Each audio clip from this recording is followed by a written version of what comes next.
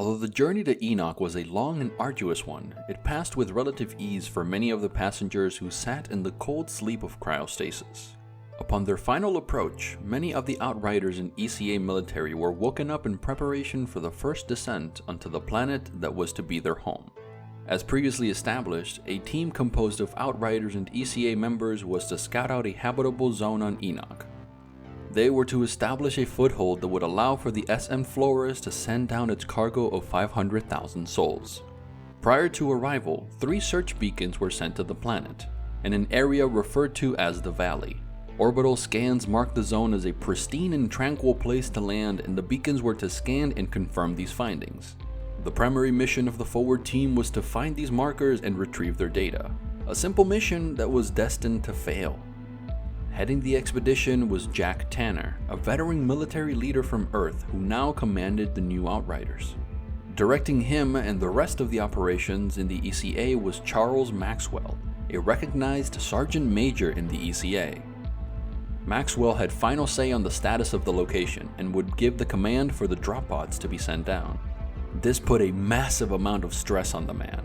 His superiors expected the landing to go smoothly, and the lives of all remaining survivors on Earth sat on his shoulders. During the search for the beacons, the team encountered a strange phenomena in the forest, a storm like nothing seen before. It affected the air and the gravitational pull in the spots it touched. It was devastating and brutal. The event killed many of the Outriders that came in contact with it.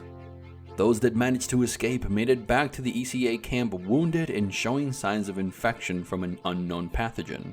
Jack and the remaining Outriders called for an immediate halt to the landing. The area was clearly unsafe due to the storm, and it would be a risk to bring down so many people while not knowing what this phenomenon was. Maxwell's pressure to find a landing zone and to start the colonization was too much. When the mission showed signs of failing and slowing down the already slow process of bringing down the pods, he snapped. In a fit of panic and rage, Maxwell killed Jack and ordered the ECA soldiers to turn on the remaining Outriders under the command that they had been infected and were to be quarantined for the safety of the colony. At the same time, he gave the order for the pods to drop under the pretense that it was safe to do so, despite the warning signs. The exact details of this tragic day have been lost to memory and speculation. Only a few of those that were there remain today, and they don't easily speak of it. Still, this one decision by Maxwell would come to hold long-lasting consequences for the people of the Flores. In time, the colonists would find themselves in a gruesome and harrowing war, one marked by senseless violence and brutality. After the green light, the Flores began the meticulous process of colonization. Pods fell to Enoch filled with people, supplies, and complex machinery designed to produce the needed items for this new life. The time after the initial landing was quiet, all things considered. They found signs of battle and the bodies of many dead ECA soldiers, Maxwell among them. The incident was marked as unimportant with so much else to do, and the colonization began. A settlement was established, homes were built from raw materials, printed and assembled by 3D machines and extractors that had been brought from Earth. Cultivation and production for food and textiles were also set into place. The first city grew, and for a time it seemed that Enoch would be a new home to the last of humanity. Then the storms began. The event that first hit during the search for the beacons was a precursor of what Enoch hadn't stored. The natural disturbance on the planet had never been detected by preliminary scans, and so when the storms arrived, the colony were ill-prepared for the devastation they brought with them.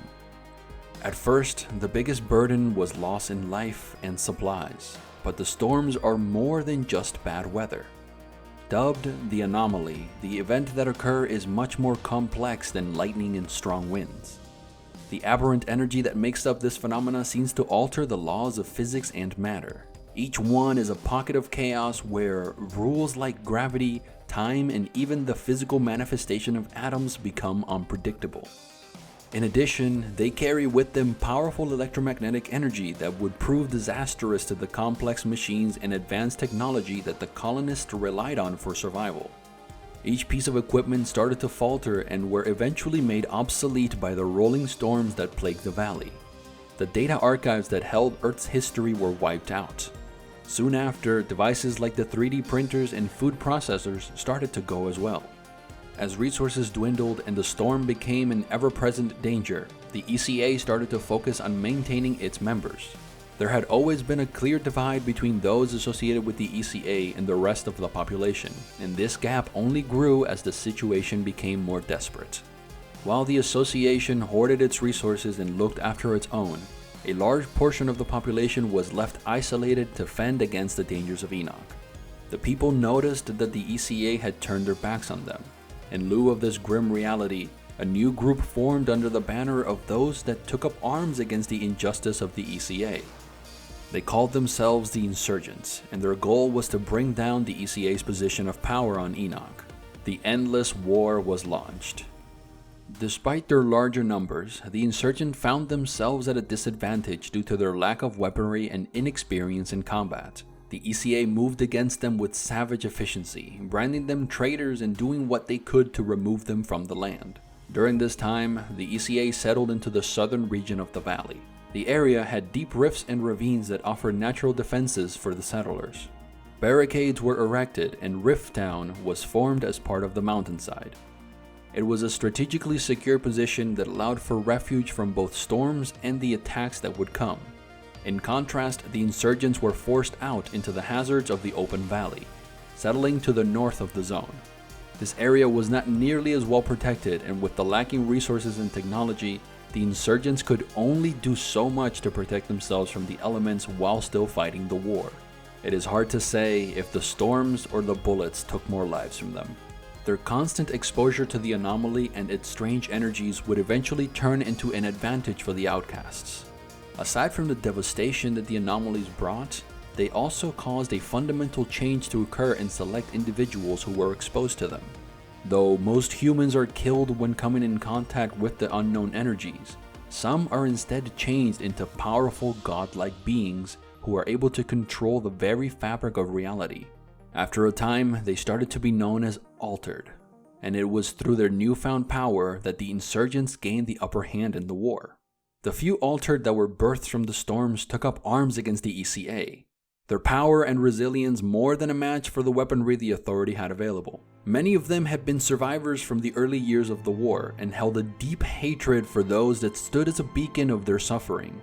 A single Altered could wipe out an entire unit of soldiers. They moved like machines across the battlefield, nigh unkillable and with the destructive force to match even the most potent weapons humanity had to offer. The scales balanced and tipped, the insurgents eventually becoming the dominant power within the valley. 31 years later, the war still rages on and more is lost on both sides. There is no clear winner, new battle lines are drawn constantly, and there is a massive loss of life for all involved. The insurgents lost their original intent along the way and have now become a bloodthirsty and ruthless people. More savage than men, they have been driven mad by the endless years of war and constant exposure to Enoch's chaos. Their encampments have been turned into dens of torture and massacre, where any and all who are brought in are sure to face a slow and painful demise. They are led by altered warlords who act as gods of death and destruction and demand to be worshipped by those they rule. Their goal is no longer justice, their minds long lost to the fury. They are instead driven by a nihilistic lust for chaos and war. What remains of the ECA is a shadow of its former glory. The Outriders are all but gone, the hope they once brought forgotten and tossed aside. Rift Town, the stronghold of the ECA, stands as a bastion for those that are trying to survive in the harsh land that is Enoch. Little more than a collection of broken down huts, discarded technology, and the occasional gang of thieves that lurks in the shadows. They are a poor and starving people, living in destitute and doing their best to carry on another day. Between the two fronts lies the hellish Warzone Valley. What was once a verdant and picturesque scene has been turned into a nightmarish landscape. The ground scorched by constant bombardment, the air filled with cutting bolt rounds and the cut-off sounds of their intended targets.